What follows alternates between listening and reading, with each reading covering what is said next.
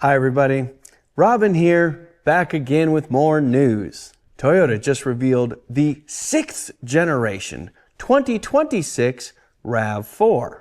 It comes in 3 styles, 7 trims, and only offers hybrid or plug-in hybrid propulsion. But you can still choose between front or all-wheel drive. Oh, and did I mention there's a GR Sport version now? Let's dig into it. Before I start, I did write about the new RAV4 as well, and that article includes more detail about what's coming. I will have a link to that in the description. Okay, as I said, Toyota split the RAV4 into 3 different styles: Core, Sport, and Rugged. Core serves as the RAV4 foundation, housing the LE, XLE, and Limited trims. Sport follows suit with the SE, XSE, and brand new GR Sport trims. Finally, Rugged stands alone with the lifted Woodland trim. Looking at the front, the RAV4 is much sharper and more squared off than the outgoing model. I like the new narrow headlights with 2 streaks pointing toward the center of the car while the main lamps stay way off to the side. From there, each style gets its own character. Core versions get a hexagon patterned grille and wide-mounted fog lights. Sport versions, especially the GR Sport, get a much more open hexagon front grille, narrow vertical fog lights, and a pronounced front spoiler, while the Rugged sees a largely blanked out grille with higher and horizontally mounted rigid fog lights. In profile, the RAV4 takes a more familiar 2-box shape, but several character lines cut into the doors and body, and the rear looks similar to the outgoing model, albeit a modern take on it. And across the lineup, wheel size varies between 17 and 20 inches. Inside, of course, Toyota increased the size of screens offered in the new RAV4. All trims get a fully digital 12.3-inch instrument cluster. From there, a 10.5-inch center display comes with the LE, XLE, SE, and Woodland trims, while a 12.9-inch screen, the one you see here, gets mounted on the Limited, XSE, and GR Sport trims. Both screens offer the same wireless Apple CarPlay and Android Auto, as well as dual Bluetooth connectivity, and Toyota will offer a head-up display as an option. Following in the footsteps of the 2025 Toyota Camry, the RAV4 only offers hybrid propulsion, but you can also get a plug-in hybrid.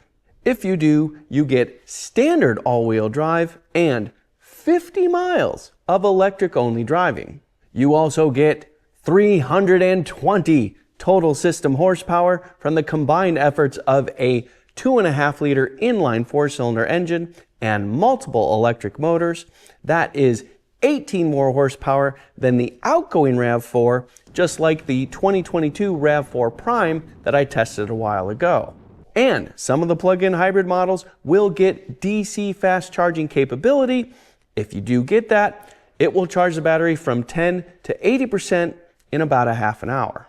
The standard hybrid, on the other hand, comes in both front and all-wheel drive configurations. Having a hybrid that's front-wheel drive is a first for the RAV4.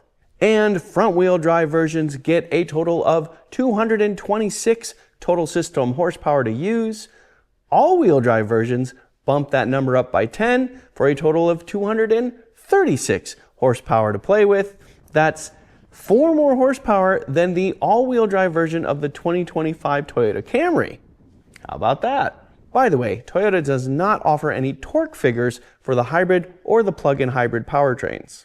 But it's enough torque, along with the platform and brakes, to tow up to 3,500 pounds. That's on only some of the all-wheel drive models, though. The rest of them, as well as the front-wheel drive models, can tow a more modest 1,750 pounds. In terms of the footprint, the RAV4 actually didn't change much. I'll go ahead and put the dimensions up on the screen for you to see here. And, as you may have noticed, the Woodland trim stands taller and is longer than the rest of the RAV4 lineup.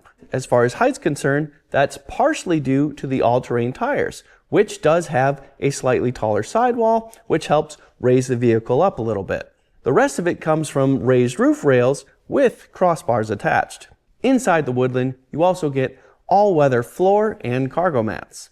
Going the other direction, the RAV4 GR Sport rides a little bit lower than the rest of the lineup.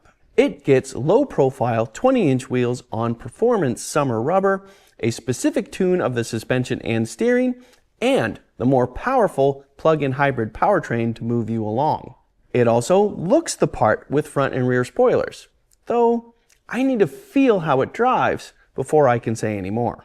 Toyota says to expect the 2026 RAV4s to arrive at dealerships later this year, and that they will reveal more, like how much it costs, as we get closer to that date. Of course, I will pay close attention to what news comes, and I will share as soon as I learn. And it seems like several reviews are in order to test the new RAV4, one on an autocross course, one in the city, and one off-road. Hopefully, I'll get to do all of that sometime fairly soon. I'm Robin Warner. Thank you very much for watching. And please do subscribe to my channel if you want to keep up with all the latest automotive news. Okay, cheers.